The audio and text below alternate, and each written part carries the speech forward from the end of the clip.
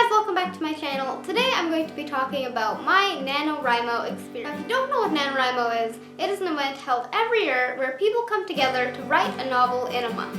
NaNoWriMo itself stands for National Novel Writing Month. You start in November and the goal is to write 50,000 words of your novel by December 1st.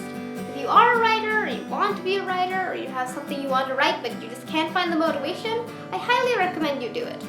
Because it keeps you motivated and it keeps things interesting. I'm usually a slow writer, but I could find myself keeping up with the recommended goal of 1,667 words a day. On my good days, I could even do it in an hour and a half. For Nano, I already had a book idea in mind, and I was planning on writing it. In fact, I was already writing the outline when I decided to do it. Before I thought of doing Nano, I expected to be done with just the outline by 2015. In the beginning of 2014, I wanted to get done with the entire first draft in just a year. But by October, it just didn't seem like it was going to happen. So I made my goal to finish the outline by the end of the year. At the beginning of October, I heard someone on YouTube talking about NaNoWriMo, and then I remembered it.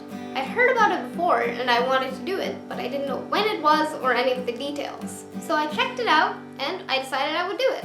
But that meant that I had to speed up my outlining, and I ended up finishing it a couple of days before November. I didn't think I could do it since I was already busy preparing for our annual Halloween party. But I even had time to set everything up. I started the document, got some apps, and even set up my entire desk to suit the occasion. The first week of Nano for me was very productive. My novel is basically cut into 3 parts, and I managed to finish the first part in only 1 week. So I was pretty excited about that. And I managed to stay very consistent with my word count. I would stop writing when I finished the goal for that day. Even if I wanted to write more, I wouldn't, because I really did not want to overwork myself. At the end of week 1, I managed to do 11,679 words. And in week 2, I did something which really helped me throughout NaNoWriMo. I tried out word sprinting. For those of you who don't know, there's a Twitter account called Nano Word Sprints, and throughout November, they host these sprints. It was the host's job to tweet out a time when the sprint would be held and for how long. And then I and everyone else who wanted to do the sprint would write as fast as we could. We couldn't correct any spelling mistakes or rewrite anything, no matter how much we wanted to, so we could maximize the amount of words we wrote. Word sprints made the NaNoWriMo experience even better for me, because it added a whole new layer of community, and it also helped to break the writing into smaller, easier to manage sections. So by the end of week 2, I managed to cut my writing time in half, and I wrote 23,364 words. By this time, my word count stayed really consistent. I wasn't ahead and I wasn't behind. I was perfectly on track. But I wanted to be a little bit ahead so I could take a break on Thanksgiving without getting behind. So on day 18, I doubled my word count for that day and wrote 3,333 words instead of the usual 1,667.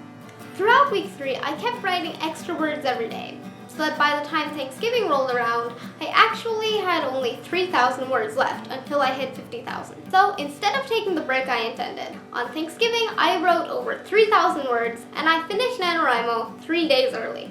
The main motivation for me was that I made myself wait until I finished until I bought the new Pentatonix Christmas album, and I really wanted to listen to it. Also, finishing early meant that I had more time to help set up the Christmas tree. After Nano, I'm taking a break, but I'll be back to work on my novel again in January and February so I can revise it and make it readable.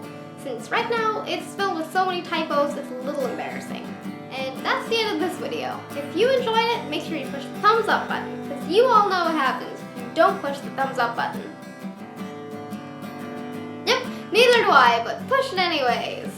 Also, make sure you subscribe and check out all my other videos, follow me on all the sites in the description, and all that great stuff. And yeah, guess I'll see you next time. Goodbye, guys!